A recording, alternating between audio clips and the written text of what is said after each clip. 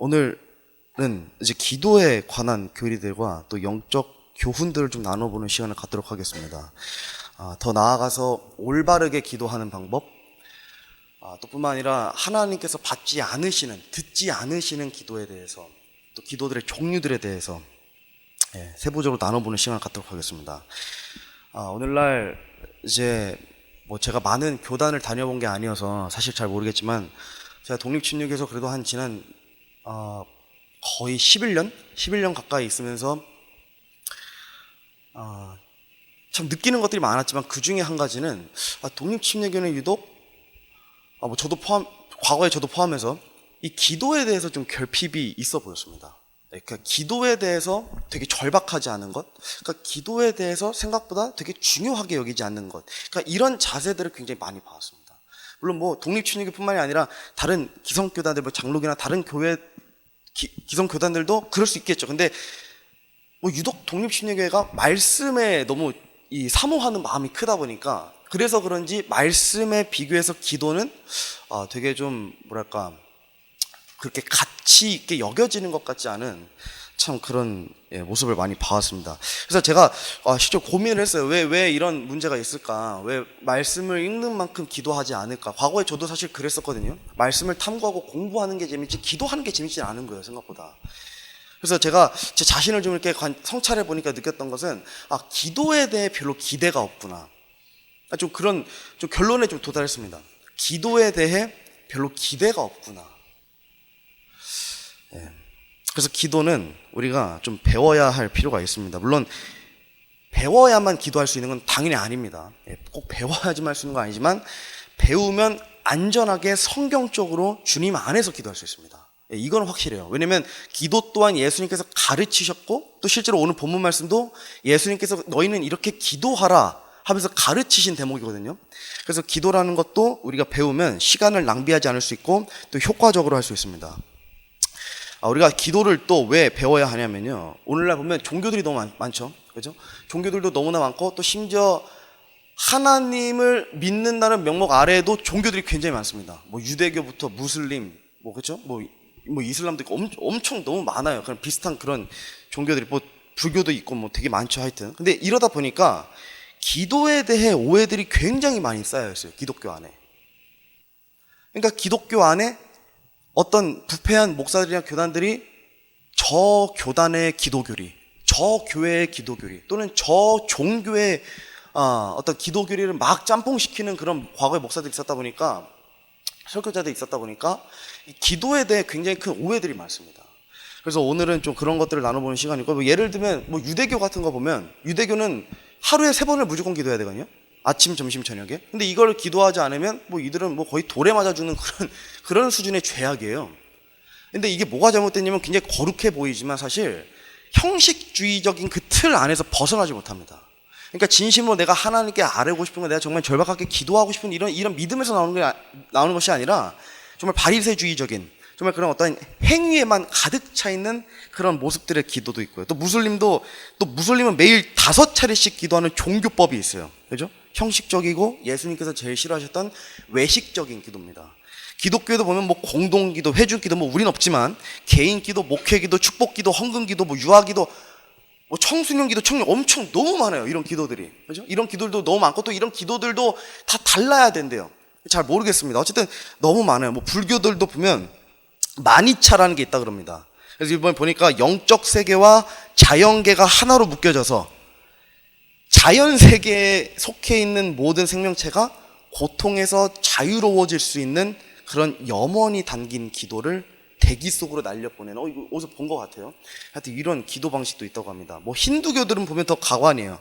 힌두교들은 세상에 있는 수백 개의 신들 중에 하나 자기가 골라서 그때그때 다르게 기도한대요. 왜냐면 제가 잘은 모르지만 이번에 간략하게 보니까 힌두교들은 되게 신들이 여러 개 있는데, 그 신들이 다 주관하는 영역이 달라요. 그러니까 어떤 신은 감사에 관한 거, 어떤 신은 또 기쁨에 관한 것, 이런 게 있나 봐요. 그러니까 이들 중에 하나에게 기도를 하는 거예요, 이 힌두교들은. 그러니까 보니까 기도에 대해서 진짜 되게 많은 오해가 있습니다. 브라만이라고 하더라고요. 근데 놀라운 것은 불신자들도 기도한다는 연구 결과였습니다. 혹시 다운 형님 저 그거 그 리모컨 거기 있나요? 저 혹시 하나만 죄송한데 갖다 주시면. 예. 그래서 불신자들도 기도한다는 연구 결과가 있어요. 진짜 아이러니하죠. 감사합니다. 불신자들이 기도를 한다는 게 이게 제가 이게 표를 가져왔는데 이게 퓨 리서치 센터라는 곳에서 이제 그 조사한 연구 결과거든요. 여기는 이제 굉장히 신뢰성이 많은 이 그 기관이에요. 제가 굉장히 신뢰하는. 그래서 이게 논스라고 불리는 이 사람들이 뭐냐면 종교가 없는 사람들이에요. 종교가 없는 사람들인데 조사를 해보니까 종교가 없는 사람들 중에서 29%가 기도를 한대요. 그러니까 불신자인데 신을 믿지 않는데 불가지론자들인데 불신자들 30%가 기도를 한대요. 그죠? 이게 진짜 저는 보고도 믿겨지지 않더라고요. 제가 굉장히 간략하게 가져왔지만 제가 나중에 원하시면 링크를 공유해드릴게요. 가서 보시면 이게 다 번역기 돌려서 요즘 쉽게 볼 수 있거든요. 그 진짜 세부적으로 조사해요. 얘네가 그냥 뭐 대강 뭐 이렇게 조사하는 게 아니라 진짜 세부적으로 조사해요. 왜 기도하는지, 누구한테 기도하는지, 무엇 때문에 기도하는지, 종교를 가져본 적이 있어서 기도하는 건지 정말 디테일하게 조사를 했는데 어쨌든 불신자들, 그러니까 종교가 없는 사람들 중에 30% 거의 이 사람들이 기도하고 또 이 30%에서 29%에서 매일 기도하는 사람들이 13%, 또 매주 또는 매달 주기적으로 기도하는 사람들이 16%. 그러니까 믿는 자들도 매일 기도하는 사람이 거의 없을 텐데 그렇게 많지는 않을 텐데 불신자들 중에도 매일 기도하는 사람들이 있고 또 이 중에서 16%는 주기적으로 기도한다고 합니다. 그러니까 진짜 아이러니한 거예요. 이게 보면 그러니까 기도라는 게 보면 인간과 뗄래야 뗄 수가 없는 건가? 이런 생각이 들더라고요. 그러니까 다른 모든 종교를 막론하고 또 기도라는 게 사실 있고 또 모든 종교들뿐만 아니라 불신자들도 기도를 하는 거 보니까 이 기도라는 거는 진짜 심리적으로 사람들에게 뭔가 뗄래야 뗄 수 없는 그런 연결고리가 좀 있는 것 같더라고요. 자, 오늘 본문 말씀을 돌아보겠습니다. 오늘 본문 말씀에 등장하는 내용은 우리 주님께서 받지 않으시고 미워하시고 응답해 주시지 않는 것들의 종류입니다. 근데 이제 그 중에 이제 구제가 먼저 나오는 거죠. 먼저 배경을 좀 아셔야 되는 게 유대인들은 구제, 금식, 기도 이 세 가지를 최고의 이 유대교들의 절정이라 그래야 되나? 그 가치로 여겼어요. 제일 큰 가치. 금식, 구제, 기도. 근데 문제는 이것들이 전부 예수님께서 원하시는 또 하나님께서 정의하신 구제, 기도, 금식과는 완전히 다른 모습이었다는 것을 인지하셔야 돼요. 그리고 나서 주님께서 책망하시는 본문인 겁니다. 마태복음 6장, 제가 이거 화면 좀 띄워놨습니다. 근데 지금 보시는 게 아마 이 지금 성경책을 조금 몇 글자 다를 수도 있어요. 왜냐면 이게 이제 전 번역판이고 이게 이제 최신 번역판이라서. 근데 어쨌든 비슷합니다. 자, 읽어보겠습니다. 너희는 성경책 보셔도 돼요. 너희는 사람들에게 보이려고 그들 앞에서 구제하지 아니하도록 주의하라. 그렇지 않으면 하늘에 계신 너희 아버지께 너희가 보상을 받지 못하느니라. 이때 당시 유대인들의 가장 고질적인 문제 중 하나는 이제 위선이었습니다. 위선. 간략하게 보면 예수님께서 오시기 한 대략 580년 전에 남유다 왕국이 멸망했죠. 물론 그 전에 이제 북이스라엘이 먼저 멸망하고 그 다음에 시드기야가 이제 마지막 남유다 왕국의 왕이었는데 막 눈알 뽑히고 처참하게 바빌론에게 이제 막 잡혀가면서 어쨌든 남유다 왕국도 바빌론 제국에서 멸망을 했습니다. 그러니까 유대인들은 전부 남유다 왕국에 어쩌면 있었는데 이들이 전부 포로로 끌려간 거예요. 바빌론 제국에게. 그래서 그 바빌론 포로기를 대략 BC 586년에서 주님 오시기 538년까지 이들이 이제 바벨론 포로기가 거의 70년이라고 얘기하는데 이게 어쨌든 정확하지 않아요. 항상 연대는 정확하지 않습니다. 연대는. 그래서 연대는 그냥 추정치고 어쨌든 이들이 이제 이런 포로기를 거쳤어요. 바벨론 포로기를. 근데 바벨론 포로기를 거치면서 유대교가 없어진 게 아니에요, 사실. 그러니까 이 바벨론 포로기를 거치면서 어떤 문제가 생겼냐면 유대교가 조금 발전을 했거든요, 오히려. 그 역사서를 보면. 근데 어떻게 발전을 했냐면 이들이 형식주의적이고 그 관례와 전통에 되게 목을 매는 종교로 변화가 됐어요. 이때. 물론 이때 그렇게 다 변화가 된 건 아니지만 이때가 이제 약간 첫 출발점 같은 거였어요.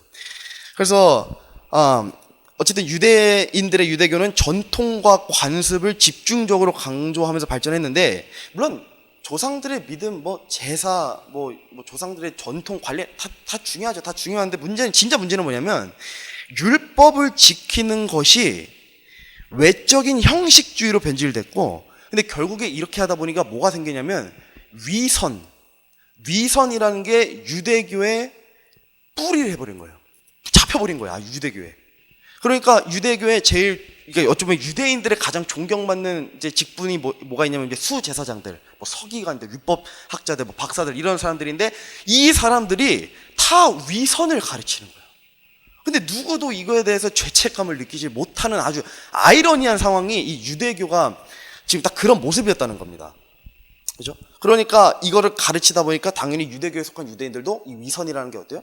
자연스러운 거예요. 너무 자연스러운 거예요. 위선을 하는 게. 그러니까 이게 죄인지도 모르고 뭐가 잘못된지도 모르고. 그래서 오늘 본문 말씀에서 주님께서 딱 이거를 지금 정확히 책망하고 계신 겁니다. 자, 1절 지금 펴두신 성경 말씀 1절 잘 보세요. 너희는 사람들에게 보이기 위해로 시작하죠. 그러니까 이것은 단순히 사람들에게 뭔가를 잘 보여줘서 내가 이득을 취해야겠다라는 자세를 얘기하는 게 아니에요. 물론 그것도 있지만 이 말의 진짜 의미는 뭐냐면 스스로를 위해 누군가에게 베푸는 사람들을 지금 꼬집으시는 겁니다. 내가 남들에게 뭔가 잘 보여서 내가 이득을 얻어야지, 단순히 이 정도 수준이 아니라 진짜 그 깊은 내면에 뭐가 있냐면 내가 나를 위해서 저 사람에게 내가 손길을 베풀어야겠다, 내가 구제를 해야겠다. 그죠? 이런 의미가 있다는 겁니다. 그리고 이처럼 자신의 목적과 자신의 유익과 자신을 위해서 구제하는 사람들을 주님께서 뭐라고 말씀하세요? 지금 1절 보세요. 않도록 주의하라. 그죠? 주의하라라고 나옵니다. 주의하라. 요게 이제 그런 표현이에요. 어린아이에게 야, 주의해. 왜 주의하라고 얘기하죠? 어린아이들은 잘 걷지 못하니까 애기들은 언제 넘어질지 모르잖아요. 그러니까 아이들은 항상 주의하면서 걷고 주의하면서 뛰어야 되는 거예요. 그러니까 마치 그런 거예요. 넘어지지 않도록 주의하라. 근데 성경에서 넘어지는 건 보통 뭐랑 연관이 있죠? 죄 짓는 것과 연관이 있습니다. 너희는 너희를 위해서 뭔가 누군가에게 잘해주지 않도록 주의하라. 왜냐면 그것이 너에게 죄가 될 수 있기 때문에. 단순히 우리가 누군가에게 뭔가를 예를 들어 누군가에게 나를 위해서 뭔가 잘해줬다 이 정도 수준이 아니라 그게 죄로 여겨진다는 겁니다. 하나님께서. 자, 이어서 2절 보세요. 그러므로 너는 구제할 때에 위선자들이 사람들에게 영광을 얻으려고 회당과 거리에서 하는 것처럼 내 앞에서 나팔을 불지 말라. 진실로 내가 너에게 이르노니 그들은 자기 보상을 받았느니라. 이거 좀 신기해요. 그죠?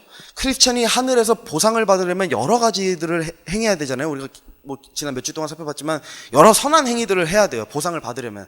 근데 그 중에 하나가 뭐냐면 구제하는 일이라는 겁니다. 구제하는 일.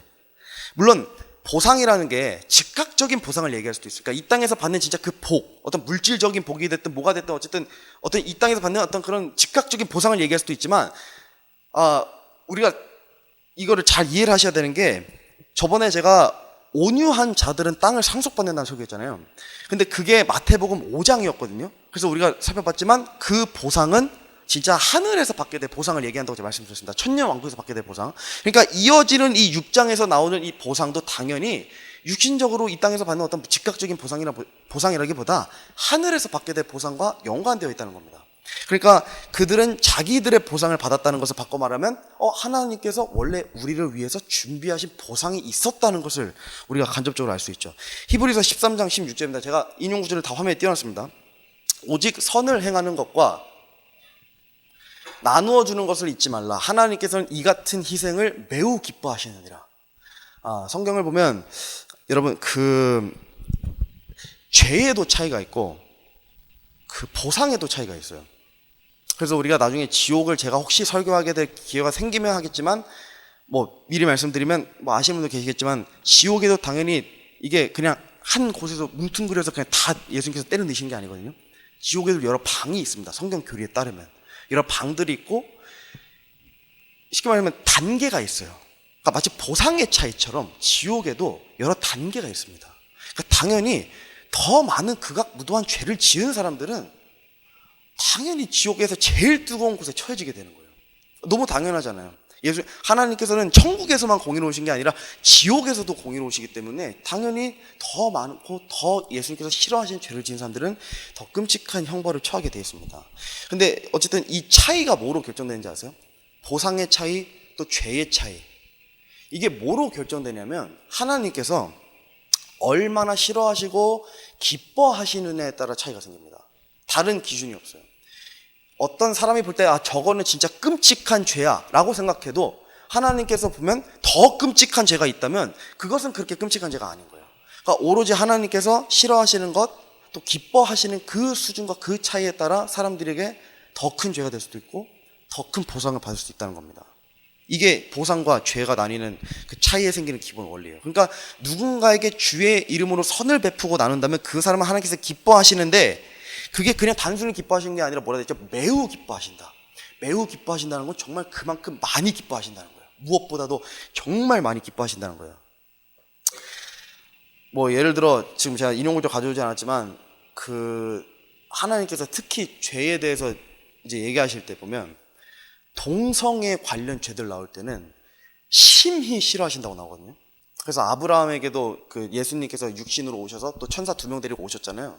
그래서 예수님께서 아브라함에게 내가 소돔과 고모라를 없애겠다라고 하셨을 때도 아브라함이 막 계속 기회를 달라 그러잖아요. 뭐 몇 명이 남을 때, 의로운 자가 몇 명 있을 때까지 좀 봐주시면 안 되냐. 근데 그 예수님께서 말씀하실 때 거기를 멸망시키신 이유가 뭐로 나오냐면 그들의 죄가 있기 때문이다가 아니라 그들의 죄가 심히 크므로라고 나와요. 그러니까 죄에도 수준이 있고 보상에도 수준이 있는 겁니다. 그렇죠? 그러니까 이것도 마찬가지예요.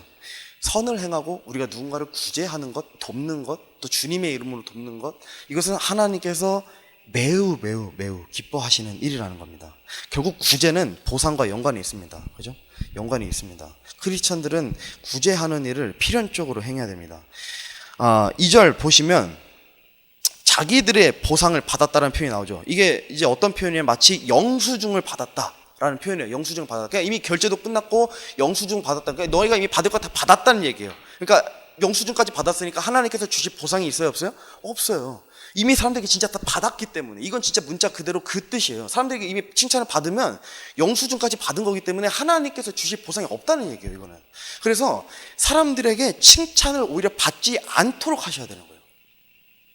이게 되게 좀 이상하게 될 수 있지만 그래요. 사실 주님께서 말씀하신 게, 정의하신 게 사람들에게 칭찬을 받는 게 우리에게 별로 좋지 않습니다. 네. 그래서 이게 세상과에서 가르치는 건 좀 다르지만 어쨌든 진짜 그래요. 성경 말씀에서 따르면 사람들에게 칭찬을 받지 않도록 이걸 굉장히 주의하셔야 됩니다. 그래서 칭찬을 받지 않기 위해서 행한다면 이게 진짜 믿음인 거죠. 이거야말로. 자, 이어서 3, 4절 보세요. 오히려 너는 구제할 때에 내 오른손이 하는 것을 내 왼손이 모르게 하여 너의 구제하는 일이 은밀한 가운데 이루어지게 하라. 그리하면 은밀한 가운데 보시는 내 아버지께서 친히 너에게 드러나게 갚아주시리라.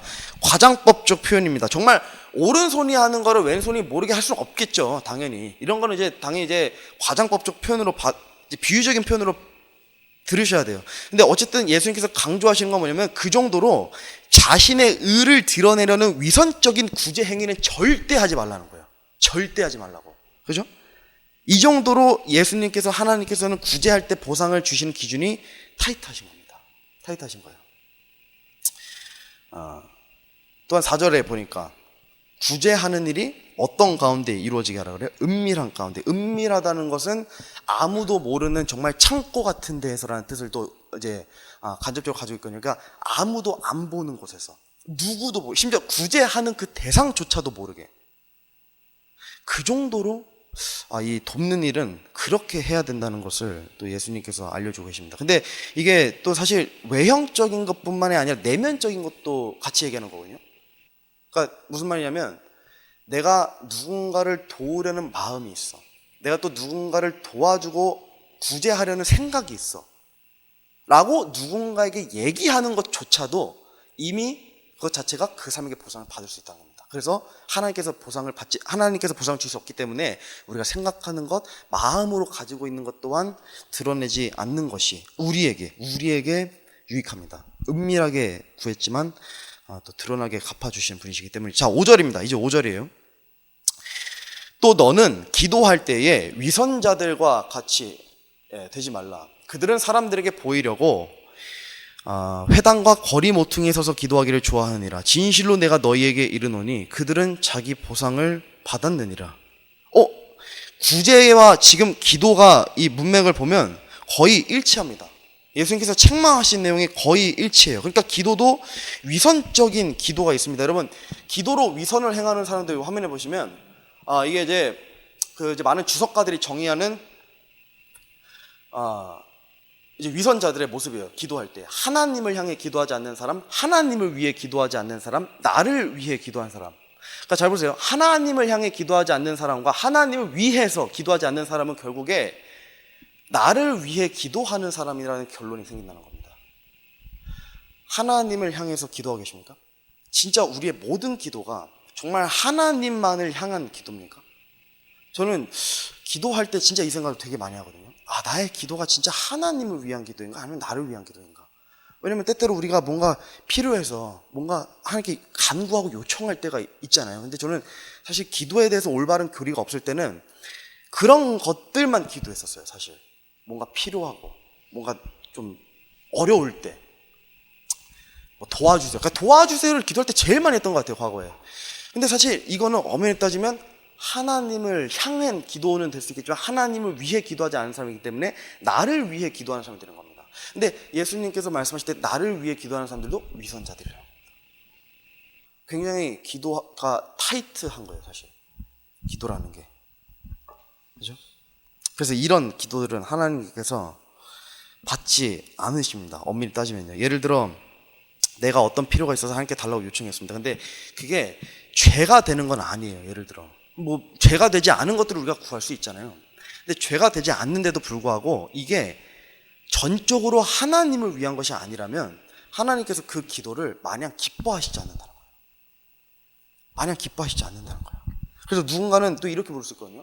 아니, 주님께서는 분명히 성경 말씀에 보면 구하라 그러면 다 받을 것이고, 그리고 우리가 무엇이든지 구하면 전부 다 예수님께서 우리에게 주신다고 말씀하시지 않았습니까? 라고 되물을 수 있거든요. 사실 이게 오늘날 다 모든 사람들이 가지고 있는, 거의 많은 사람들이 가지고 있는 그 논제예요, 이게. 마태복음에서 볼까요? 이게 이제 이것 때문에 그런 거냐? 너희가 믿고 기도할 때에 무엇을 구하든지 모든 것을 받으리라 하시니라. 근데 여기서 믿고를 빼요. 너희가 기도할 때에 무엇인지 이제 구할 수 있다고 나와요. 믿고를 빼요, 믿고. 여러분, 믿고 기도하는 거랑 그냥 기도하는 거 완전히 다릅니다. 믿고 구한다는 것은 우리가 원한다는 것을 다 얻는다는 게 아니에요. 그거는 저번에 한 자매 얘기하신 것처럼 요술램프 진이죠, 진이. 하나님은 진이 같은 존재가 아니에요. 그러니까 이래서 기도에 대한 굉장히 많은 오해들이 있는 겁니다. 그죠? 믿고 기도한다는 것은 우리가 원하는 모든 것을 얻는다는 뜻이 아닙니다. 그래서 이 구절 때문에 오늘날 많은 성도들이 기도를 잘못하는 경우가 천천히고 만만입니다. 그리고 뿐만 아니라 많은 목사들, 설교자들이 이것에 대해서 오해를 풀어주질 않아요. 절대 풀어주질 않아요. 이 구절에서 가장 중요한 것은 믿음으로 구하는 겁니다. 믿음으로 구하는 거. 그러니까 하나님께서 믿음으로 구한다는 건 무슨 말이냐면, 하나님께서 성경 말씀을 통해서 진짜 주신다고 하는 것, 또한 너희가 기도하라고 한 것, 특히 약속하신 것, 하나님께서 내가 너희에게 주리라라고 약속하신 것, 또 하나님께서 너희가 이것을 구하라고 말씀하신 것, 이런 것들을 구하는 게 믿고 기도하는 것, 믿고 구하는 것입니다. 그러니까 성경 말씀에 의거해야 돼요. 근거해야 돼요. 구하는 것들이. 그렇죠? 자, 히브리서 11장 6절입니다. 그러나 믿음이 없이는 하나님을 기쁘게 하지 못하나니 그분께 가는 자는 반드시 그분께서 계시는 것과 또 그분께서 부지런한 자신을 찾는 자들에게 보상해 주시는 분이심을 믿어야 하느니라. 하나님을 기쁘게 하려면 믿음이 있어야 돼요. 믿음이. 그래서 믿음이라는 것은 하나님의 말씀들에 모두 근거해야 됩니다. 그 외의 것들은 믿음이 아니에요. 그러니까 그렇다면 우리가 예를 들어 극단적으로 잘 먹고 잘 살게 해주세요. 돈 많이 벌게 해주세요. 좋은 직장 얻게 해주세요. 내 아들, 딸들이 좋은 대학 가게 해주세요. 나 좋은 부서 가게 해주세요. 좋은 직장 취업하게 해주세요. 이런 것들 성경 말씀이 있어요, 없어요? 없어요. 그렇기 때문에 이런 것들을 구하는 것은 하나님께서 들어주지 않습니다. 듣지 않으세요. 그래서 거부하세요. 하나님께서 이런 기도를 심지어 거부하세요. 올바른 기도라고 하기 어렵습니다. 하나님께서 믿음이 있는 자에게 이 땅에서 복을 주실 수는 있습니다. 근데 그 믿음이 있는 자가 복을 얻은 이유가 그 사람이 잘 먹고 잘 살게 해주세요, 내 아들, 딸들이 좋은 대학, 좋은 직장 가게 해주세요라고 기도해서 얻은 게 아니에요. 오히려 그렇게 많은 복을 누린 사람들의 기도를 들어보세요. 한번 들어보시면 그런 기도하지 않습니다. 그런 기도하지 않습니다.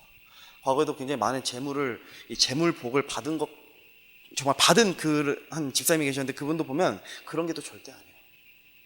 진짜 그런 기도를 하실 분도 아니고 그런 기도하지 않습니다. 근데 그분이 정말 온전한 믿음의 소유자고 정말 신실한 사람이었기 때문에 하나님께서 그런 많은 복을 주신 것입니다. 그래서 이건 분명히 차이가 있습니다. 뭐가 선행이 되어야 되는지는 잘 생각해야 된다. 왜냐하면 그런 것들을 기도했기 때문에 하나님께서 주신다면 이것은 일단 1차적으로 하나님의 섭리와도 맞지 않고 하나님께서 일단 그렇게 일하시지는 않습니다. 그렇게 일하시지 않습니다. 그래서 심지어 이런 기도는 또 보면 우리가 흔히 얘기하는 기복신앙, 그러니까 진짜 기복신앙과도 다를 게 없거든요. 내가 원하는 것 막 다 들어주세요 하고 복 주세요, 내 가족에게 막 뭘 주세요, 이거는 다 진짜 기복신앙이에요. 기복신앙. 이런 것들을 구하는 게 아니라 기도는 믿음으로 하나님께서 기뻐하실 만한 것들을 구하는 게 올바른 기도입니다. 올바른 기도예요.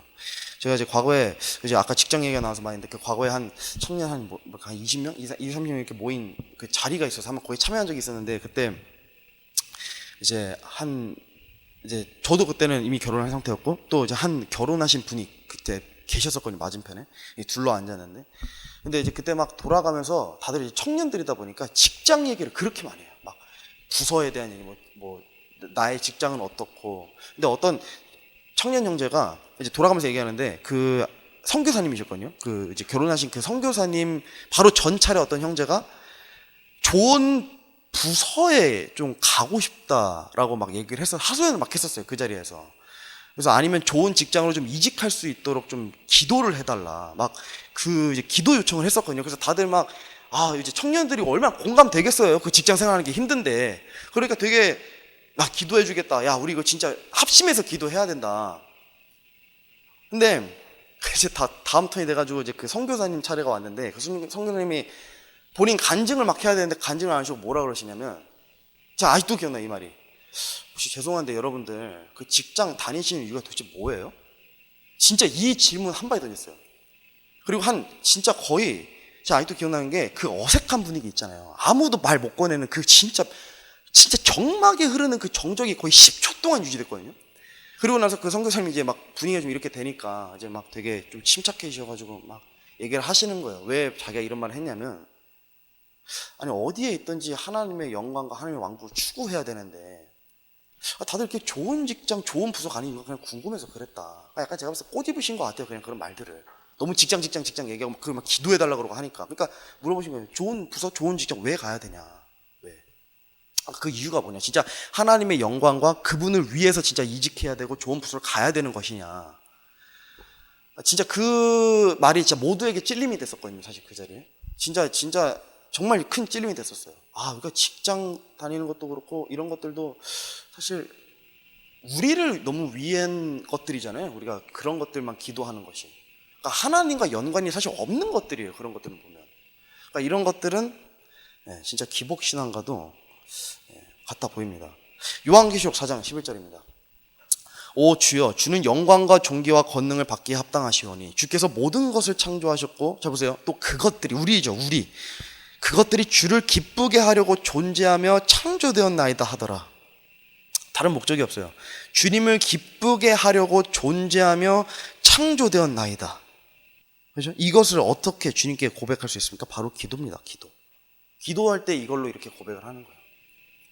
하나님께서 존귀와 권능을 받기에 합당하신 분으로 여러분이 여기신다면 나를 위한 기도가 아니라 하나님의 뜻에 맞춘 기도를 우리가 할 수 있게 되는 겁니다. 요한일서 5장 14절입니다. 그분 안에서 우리가 가진 확신은 이것이니 곧 우리가 그분의 뜻대로 무엇이든 구하면 그분께서 우리 말을 들으신다는 것이라. 그죠? 잘 보세요.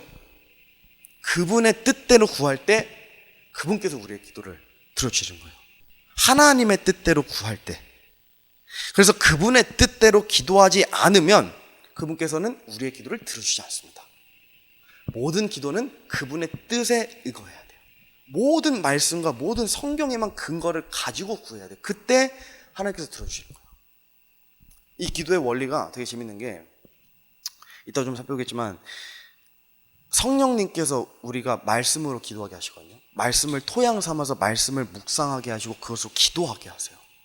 그러면 올바른 기도가. 근데 그러면 하나님께서는 말씀이신 예수님에게는 항상 응답해 주시고 또 항상 그것에 대해서 귀를 기울여 주시는 분이시기 때문에 그렇게 우리가 예수님의 말씀, 예수님의 이름으로 기도하는 모든 것들이 응답을 받는 원리입니다.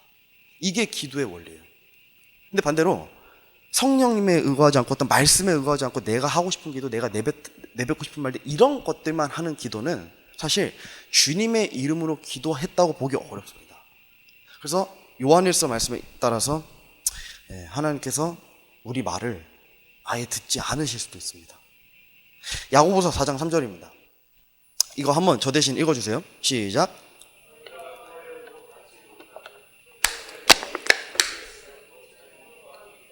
제가 반복해서 말씀드리지만 잘 구하는 사람이 있고 잘못 구하는 사람이 있어요.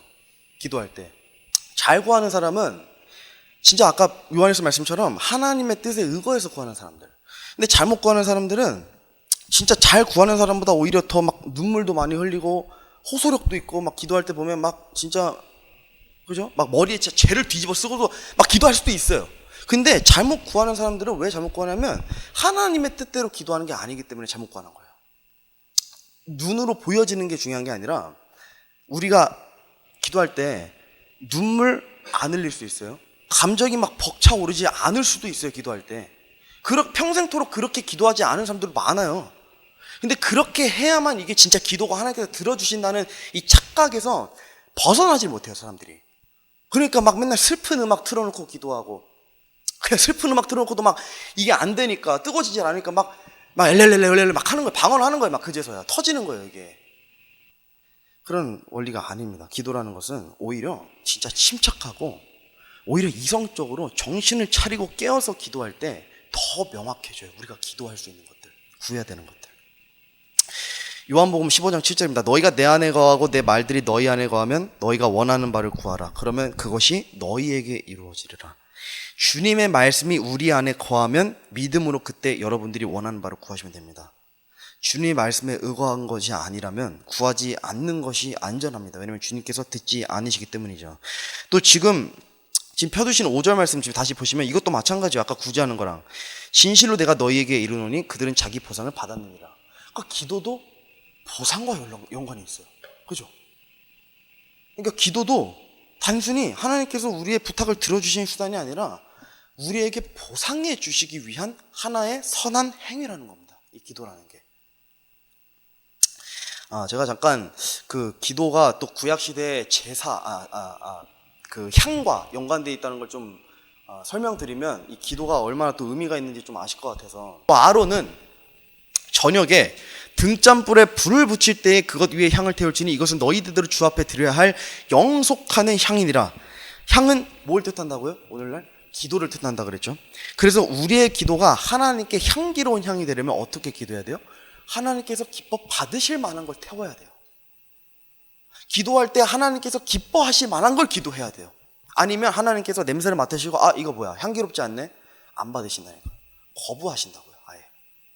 그래서 향기로운 향, 이걸 잘 기억하셔야 돼요. 우리의 기도는 육신적인 것, 사심 같은 것 이런 거 안 됩니다. 오로지 주님께서 원하실 만한 것을 기도해야 됩니다. 또 시편 131편 보면 이것도 자 보세요. 나의 기도가 주 앞에 향같이 놓이게 하시며 나의 손을 들어 올림이 저녁 희생물같이 놓이게 하소서. 시편 기자도 이걸 정확히 알았어요. 제사장들이 향을 태우는 것과 기도하는 것이 연관되어 있구나. 그러니까 우리의 모든 기도를 하나님께서 냄새를 맡아보시는 겁니다. 그래서 이게 향기로운지 아닌지를 냄새를 맡아보시고 향기롭지 않은 기도. 그러니까 얘는 보니까 얘를 위한 것만 기도했네? 거부하시는 거예요. 듣지 않으시는 거예요. 향기롭지 않은 기도는 듣지 않으십니다. 그래서 우리의 기도는 지성소 안에 들어가는 제사장이 향을 태우는 것처럼 하나님께 향기로운 향이 될 때 그때 하나님께서 우리의 기도를 들으시고 우리의 기도에 모두 응답해 주신다는 겁니다. 그죠? 또 심지어 이 기도가 얼마나 큰 효력이 있는지 보세요. 모세가 되게 많은 얘기가 나오지만 대표적으로 모세만 보더라도 우리가 지금 모세 얘기하고 있으니까 하나님께서 이스라엘 백성을 이제 치셔서 내가 다 없애버리겠다고 하셨을 때도 모세가 막 손을 들어서 하나님한테 막 간구하잖아요. 긍휼을 베푸고 자비를 베푸셔서 좀 살려달라, 구원해달라. 그래서 하나님께서 실제로 모세의 기도를 들으시고 이스라엘 백성을 멸하시지 않았어요. 그러니까 기도라는 것, 향기로운 기도라는 것은 이만큼 효력이 있다는 겁니다. 이만큼 효력이요. 실제로 저도 이게 기도할 때 그 진짜 많은 변화가 있거든요. 근데 이 기도할 때 뭐 나를 위한 기도를 하지 않았는데 보면 진짜 오히려 그때 되게 많은 변화가 생겨요. 기도하는 와중에. 그래서 제가 뭐 되게 조심스럽지만 전 기도할 때 영적 성장을 진짜 많이 해요. 진짜 기도할 때 진짜 많이 해요. 어떤 일들이 있었냐면 제가 진짜 쓴뿌리가 누군가에게 있어서 막 이게 말씀을 읽어도 안 되고 뭐 누군가 교제를 해도 안 되고 그 사람이랑 심지어 그 쓴뿌리가 있는 대상에게 내가 먼저 손을 내밀어도 이게 안 사라지는 거예요. 미운 마음이. 그래서 그게 되게 저를 힘들게 했었는데 이게 기도할 때 사라져요. 기도할 때. 그리고 또 하나님께서 기뻐하신 것 중에 나에게 뭘 원하시고 내가 어떻게 했으면 좋으시지 이거를 모를 때도 기도하면 그게 되게 명확해져요. 근데 그게 전 기도할 때 막 울부짖고 막 노래 틀어놓고 슬픈 감정 저 이런 거 안 하거든요. 그러니까 저는 그런 기도가 저랑 맞아요. 그러니까 여러분들이 하면 안 된다는 게 아니라 그렇게 하셔도 돼요. 당연히 감정 벅차오르면 그렇게 기도하시는 게 맞죠. 근데 저는 그게 왜 안 맞냐면 저는 그렇게 기도하면 되게 감정적으로 돼서 이성적으로 생각을 못 해요. 그래서 저는 되게 항상 기도할 때 진짜 이 골방 기도처럼 진짜 고요한 곳에서 진짜 멀쩡한 정신을 가지고 진짜 하나님의 말씀을 떠올리면서 기도를 되게 많이 해요. 그래서 저는 왜 그렇게 기도하냐면 저는 개인적으로 이 기도가 말씀 묵상의 좀 결과라고도 생각을 하거든요. 그래서 우리가 말씀을 묵상하는 것을 기도로도 할 수 있다. 저는 개인적으로 이렇게 생각하기 때문에 좀 기도할 때 그런 말씀들을 묵상하면서 되게 그 뜻과 지혜가 또 주어지고 명확해지는 시점들이 되게 많습니다. 그래서 이 기도라는 것을 되게 굉장히 큰 가치로 좀 저는 여기고 있습니다. 그래서 제가 기도 관련 명언 중에 진짜 좋아하는 말이 뭐냐면 제가 진짜 좋아하는 명언이에요. 기도는 우리가 할 수 있는 최소한의 것이 아니다. 기도는 우리가 할 수 있는 가장 큰 것이다. 이걸 아무것도 아니라고 막 치부하시면 안 됩니다. 진짜 하나님께서 냄새를 맡으실 정도. 여러분 그 구약에 뭐 이것도 제가 나중에 뭐 기회 되면 설명했지만 이 진짜 향제단 있잖아요. 제사장들만 지성소 안에 들어가서 태우는 이 향제단은 이게 진짜 큰 의미가 있는 겁니다. 사실 유대인들에게. 아무나 또 제사장이 될 수 있는 것도 아니에요. 그러니까 레위 지파에서도 향제단에 태우는 건 진짜 거룩한 마음으로 하나님께서 영속하는 향으로서 받으실 만한 그 향을 내가 어떻게 태워야 되는가 막 진짜 이거를 노심초사하면서 태우는 향이에요. 받으실까 이 향? 그 향을 태우기 전에 제사장이 목욕제기라고 몸에 기름을 바르고 옷을 정돈해서 향을 태워요. 그거랑 같은 원리가 기도라는 겁니다. 기도라는 거. 그래서 또 지금 본론으로 다시 돌아와서 보면 거의 다 끝났습니다. 5절 다시 보면 위선자들처럼 기도하지 말라 그러죠. 그죠? 위선자들. 이게 왜 위선자들처럼 기도하지 말라 그러냐면 유대인들은 이제 아까도 말씀드렸지만 3시, 6시, 9시가 되면 이제 기도하는 습관이 있었어요. 근데 문제는 기도를 어디서 했냐면 이 시간 맞춰가지고 그러니까 제가 막 비하하는 거 아니에요. 근데 진짜 그랬어요. 3시 딱 되면 한 2시 50분쯤 사람들 많은 곳에 일부러 막 거닐다가 3시 됐네? 아이고야 기도해야겠네? 하면서 기도하는 거예요. 진짜 그런 관습이 너무 팽배했어요. 유대인들 사이에서. 이게 지금도 있다니까요. 유대인들 지금도 유대교도는 3번 기도한다고 그랬잖아요. 제가 진짜 이대로 똑같이 그때도 있었던 거예요. 너나 나나 할 것 없이 모든 유대인들은 어디 방구석에서 이때 들어가서 기도하는 게 아니라 사람이 많고 회중이 많은 곳, 군중이 많은 회당이나 골목에서 기도했다고 합니다. 구약을 보면 근데 여러 왕들이나 모세나 또 심지어 다니엘도 그렇고 다윗도 그렇고 어디서 기도했어요? 사람들 많은 곳에서 막 대표 기도하고 이러지 않았잖아요. 방에 들어가서 앉아서도 기도했고 무릎을 꿇고서도 기도했고 또 엎드려서도 기도했어요. 왕들을 보면 벽에 대고 통곡하는 기도도 있었고. 근데 유대인들이 이걸 몰랐을까요? 너무 잘 알죠. 왕들이 어떻게 기도했고 우리 믿음의 모세가 어떻게 기도했고 아브라함이 어떻게 다 알죠. 근데도 불구하고 그들은 유대인들은 항상 특징이 있어요. 뭐냐면 서서 기도해요. 서서 기도해요.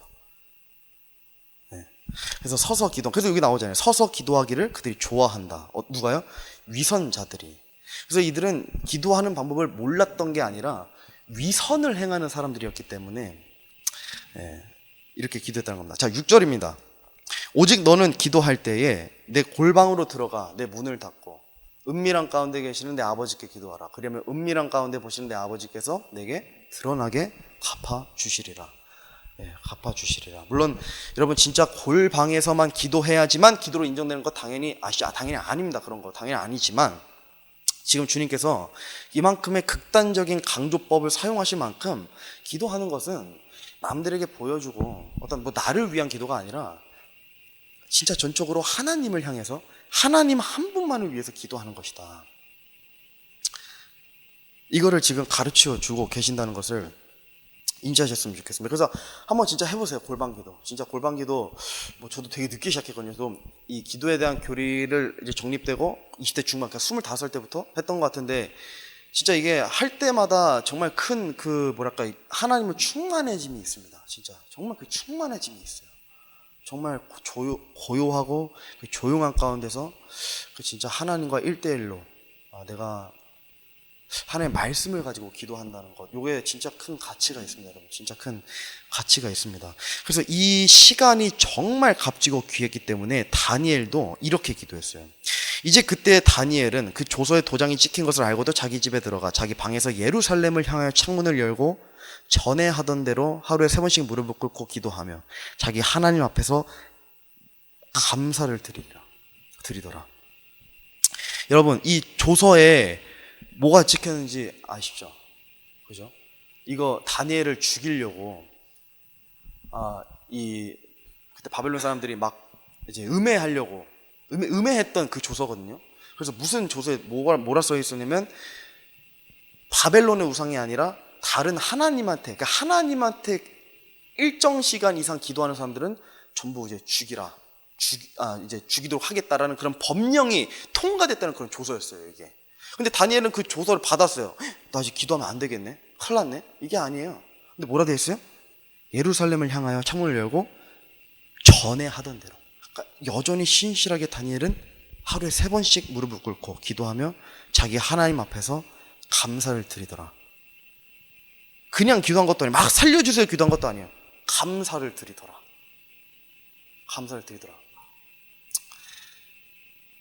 그래서 코로나 터졌을 때 꽤 된 얘기지만 막 나라에서 교회들 되게 탄압했잖아요.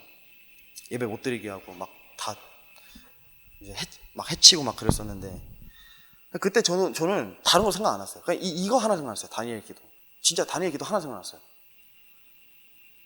그래서 진짜 막 모이면 무슨 뭐 집합금지를 어기면 막 벌금을 물고 막 이랬던 걸 제가 기억하는데 다 모르겠고 그냥 진짜 이거 하나만 기억나더라고요. 이거 하나만. 네.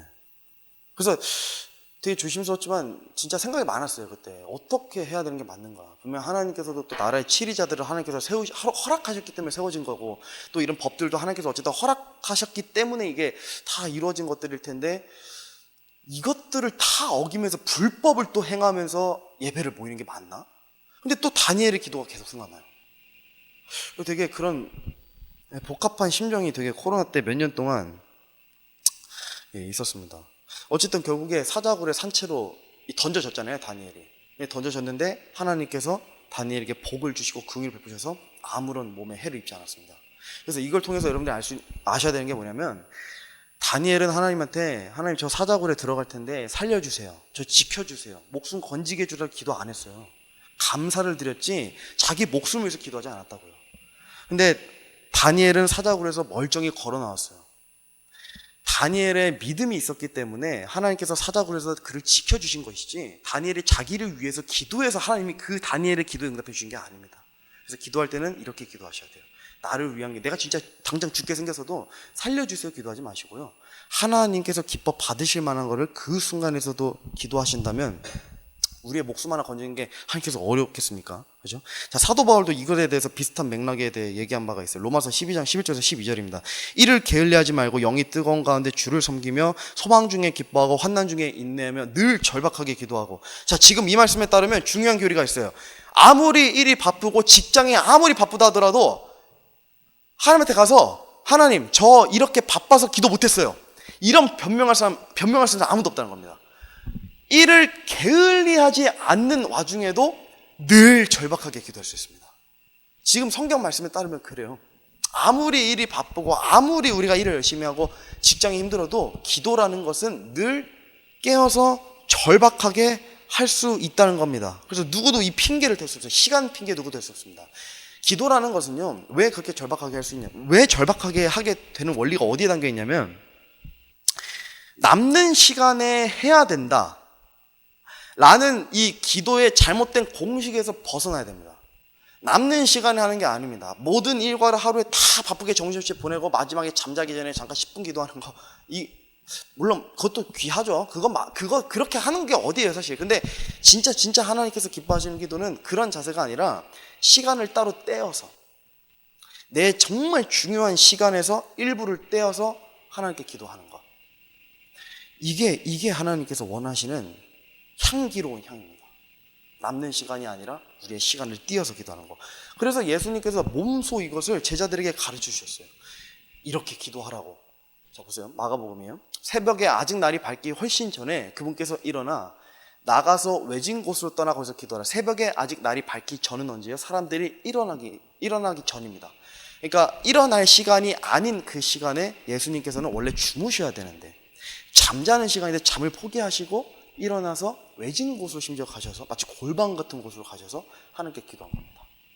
그래서 주님께서 이거 몸소 알려주신 거예요. 또 보세요.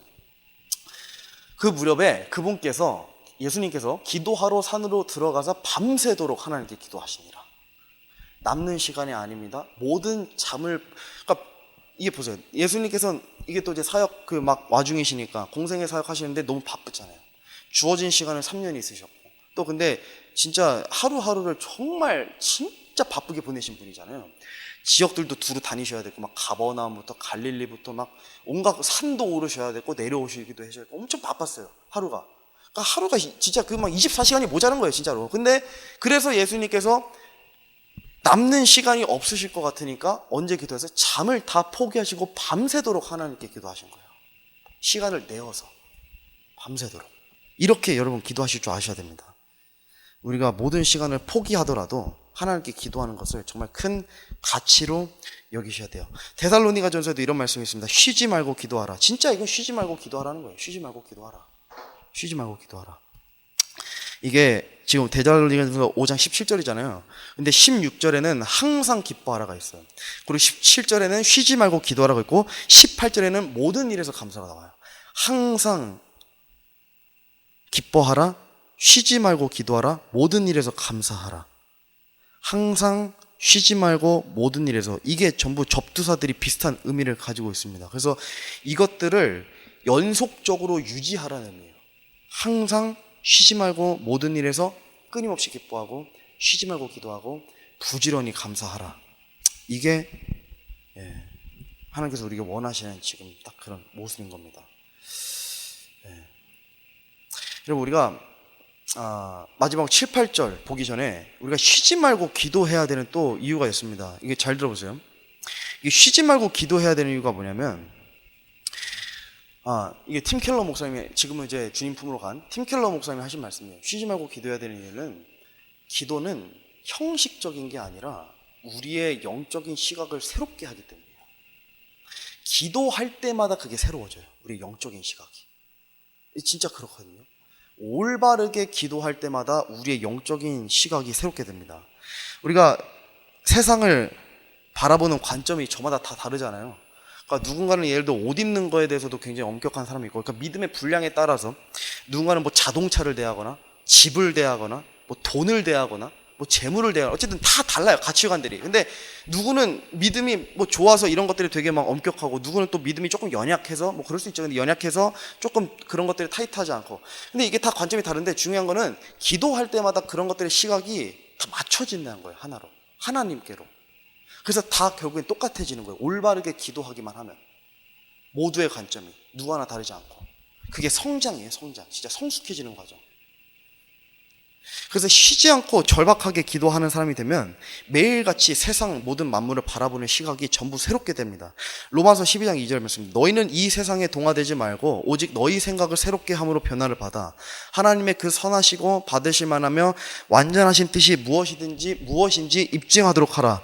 하나님께서 받으실 만한 것이 무엇인지 입증하셔야 되는데, 어떻게 입증하실 수 있다고요? 생각의 영을 새롭게 함으로. 생각을 새롭게 하면 하나님께서 진짜 무엇을 기뻐 받으실까를 입증할 수 있게 되는 겁니다. 그죠? 우리가 생각을 새롭게 하는 방법은 두 가지가 있습니다. 말씀을 읽는 것과 기도하는 겁니다. 그래서 말씀을 읽는 것과 기도하는 것에서 어떤 하나도 치우치시면 안 돼요. 말씀만 읽잖아요.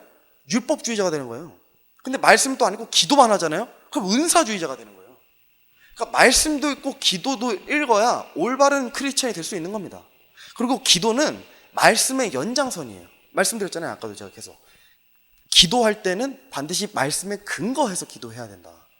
그래서 말씀을 모르면 기도할 수가 없다니까요. 내가 뭘 올바르게 구해야 될지도 모르고. 그래서 말씀, 기도 모두가 중요합니다. 말씀을 읽는 시간이 예를 들어 하루에 2시간이다. 그럼 기도도 2시간 똑같이 하셔야 되는 거예요. 그래서 옛날에 제가 설교 배울 때도 그런 얘기를 많이 들었어요. 설교 준비를 예를 들어 설교자들이 보통 20시간에서 40시간 사이에 하거든요. 설교 준비를 일주일에. 근데 20시간에서 40시간 기도를 이제 설교를 준비하면 그만큼 기도하라 그래요. 20시간에서 40시간을 그 설교를 위해서. 기도라는 게 그만큼 중요합니다. 자, 마지막 7, 8절입니다. 예, 거의 진짜 거의 다 왔어요. 예, 7, 8절입니다. 자, 화면 띄워놨습니다. 오직 너희는 기도할 때 이교도들과 같이 헛된 반복의 말을 사용하지 말라. 그들은 자기들이 말을 많이 하여야 아버지께서 들으실 줄로 생각하느니라. 그러므로 너희는 그들과 같이 되지 말라. 너희가 너희 아버지께 구하기 전에 그분께서 너희에게 필요한 것들을 아시느니라. 크리스천들 가운데서도 하나님의 뜻과 말씀과 상관없이 기도하는 사람들이 너무 많습니다. 그들 중에는 아까도 말씀드렸지만 눈물로 호소하거나 애원하거나 또는 온갖 논리를 붙여가면서 하나님을 어떻게든 설득하려고 기도하는 사람들도 많이 있습니다. 근데 그들이 대부분 어떻게 하냐면 반복된 말을 되게 많이 사용해요. 헛되고 반복된 그런 말들, 마치 주문이나 방언처럼. 특히 이게 진짜 방언이 진짜 딱 이거의 대표적인 예예요. 헛된 반복의 말. 본인도 알 수 없는 말을 하는데 하나님께서 그걸 어떻게 알아들으시겠어요? 그죠? 이게 요즘 진짜 말 좀 제가 섞어서 좀 표현하면 요즘 은사주의 진영에 있는 사람들 있죠. 제가 진짜 한번 부딪혀 봤는데 그들은 뇌 빼고 신앙생활 하는 걸 좋아해요. 진짜 뇌를 빼고 신앙생활을 하고 싶어요. 근데 신앙생활은 진짜 뇌를 빼고 할 수 있는 게 아니에요. 우리가 이성을 가지고 해야 되는 거지 뇌를 빼고 신앙생활 하는 거는 미신을 믿는 거랑 다름이 없는 거예요. 아무런 증거 없는 것, 눈으로 볼 수 없는 것, 아무것도 확신한 팩트도 없는 것, 그런 것들을 쫓는다니까요. 그래서 은사주의 진영자들이 공통적으로 제일 많이 얘기하는 게 방언. 그죠? 이게 성경에서도 있어요. 이런 말씀이. 열왕기상 18절입니다. 그들이 자기들에게 넘겨진 수소를 취하여 예배하고 아침부터 정오까지 바알의 이름을 불러 이르되 오 바알이여 우리 말을 들으소서 하였으나 아무 소리도 없고 응답하는 자도 없으므로 그들이 만들어 놓은 제단 위에서 껑충껑충 뛰더라. 무슨 토끼도 아니고. 근데 26절 보시면 지금 초안부에 이게 지금 그 엘리야하고 바알 그 대언자들 막 싸우는 그 장면이잖아요. 바알 대언자들이 아침부터 정오까지 바알의 이름만 부르면서 그냥 막 계속 이 반복된 말을 한 거예요. 사도행전 19장입니다. 그들은 그가 이제 사도 바울이 에베소에 방문했는데 이제 그때거든요. 그가 유대인인 줄 알고 모두 한 목소리로 2시간쯤 소리질러 이르되 위대하시도다 에베소 사람들의 다이아나여 하더라. 이 다이아나가 뭐 달의 여신인가? 뭐 제가 그렇게 알고 있는데 어쨌든 뭐 정확히 모르겠습니다. 어쨌든 뭐 에베소 사람들의 다이아나여를 2시간쯤을 소리질러 막 언급했대요. 기도하면서. 이게 이제 사도 바울이 에베소 방문했는데 막 복음을 전했어요. 마음이 격동해서 마르스 언덕에서. 근데 이제 에베소 사람들이 원래는 다 우상을 숭배했거든요. 근데 이 우상을 숭배하는 것에서부터 돌이키니까 남아있는 그 우상 숭배자들이 막 이제 애원하는 거예요. 다이아나한테 막 2시간쯤을 소리를 지르면서 위대하시도다 에베소 사람들이 다이아나요. 막 이거를 2시간 동안 반복한 겁니다. 헛되고 반복된 말들. 기도할 때 이런 것들 특히 주의하셔야 됩니다. 특히 주의하셔야 됩니다. 네. 그래서 진짜 기도하실 때 뇌를 빼고 이성 없이 기도하는 것보다 기도하는 그 순간조차도 정신을 차리고 깨어서 기도해야 됩니다. 그래서 제가 이건 그냥 권면이에요. 제가 강요하는 것은 절대 아닙니다. 그 밤에 특히 기도하는 것은 조금 주의할 필요가 있습니다. 왜냐면 이게 사람이 육신적으로 피곤하고 졸리잖아요. 그러면 정신을 차리기가 굉장히 어려워요. 이게 진짜 어려워요. 저는 그래요. 그냥 여러분들 아닐 수도 있어요. 근데 혹시 그러신 분들이 계신다면 저녁에 밤에 잠들기 전에 기도하는 것, 이게 자칫하면 진짜 헛되고 반복된 말을 사용하는 기도가 되어버릴 수도 있고, 정말 아무런 생각과 이성 없이 그냥 막 내뱉는 말들에 불과해져 버릴 수 있기 때문에 되게 위험할 수 있습니다. 그래서 그런 기도 주의하시고, 항상 기도할 때는 내가 무엇을 기도하는지, 내가 지금 어떤 생각을 가지고 기도하는지, 내 기도가 지금 하나님께서 받으실 만한 향기로운 향인지를 잘 분별하시면서 기도하시길 바라겠습니다. 자, 오늘은 8절에서 제가 마무리할게요. 근데 원래는 사실 이제 9절부터가 진짜 이 마태복음 6장의 진짜 핵심이거든요. 여러분, 그 9절부터 쭉 읽어보면 뭐가 나오는지 아세요? 우리가 잘 아는 그 주기도문이 나와요. 주기도문이 이제 여기 나오는 거예요. 하늘에 계신 우리 아버지요, 뭐 아버지 이름이 거룩히 여겨지, 막 이런 것들이 이제 나오는 건데, 제가 주기도문에 대해서 오늘 얘기하지 않겠습니다. 한 가지만 제가 설명드리고 싶은 것은, 주기도문은 모델 기도라고 그래요. 모델 기도. 그러니까 예수님께서 자, 내가 올바른 기도하는 방법을 알려줄게 하고 딱 얘기하신 게 주기도문이에요. 근데 이 주기도문에는 우리를 위한 건 하나도 없습니다. 전부 하나님을 위한 것들이에요. 전부 영적인 기도예요, 이 주기도문은. 그래서 이렇게 기도하라고 알려주시면서 기도에 대한 책망을 딱 끝내시는 거예요. 그래서 우리 또한 올바른 기도, 무엇보다도 먼저 하나님께서 기뻐하셔야 되는 그런 기도가 진짜 올바른 기도다, 이걸 기억하시고요. 하나님께서 냄새를 맡으시고 향기롭지 않다면 아예 받지 않으신다라는 것도 잘 기억하셨으면 좋겠습니다. 제가 또 마지막으로 기도와 관련된 명언 하나 제가 가져왔는데, 이게 제가 어디 노트에 적어놨는데 이게 이번에 보니까 도대체 누가 한 말인지 모르겠더라고요, 찾아보니까. 근데 어쨌든 제가 적어놓은 그 명언집에 이렇게 되어 있습니다. 우리가 기도한 게 이루어졌다면 그것은 응답하십니다. 우리가 기도한 게 이루어지지 않았다면 그것은 보호하십니다. 기도한 게 이루어졌다면 그것은 응답하심 맞습니다. 근데 우리가 올바르게 기도했는데도 이루어지지 않는다면 두 가지를 생각해 볼 수 있습니다. 하나는 아까 야고보서 말씀에 살펴본 것처럼 우리의 정욕에 쓰려고 구했거나, 그러니까 하나님께서 냄새 맡으셨을 때 향기롭지 않았거나, 그래서 응답해 주시지 않았거나, 또 하나는 아직 응답해 주실 때가 아니기 때문입니다.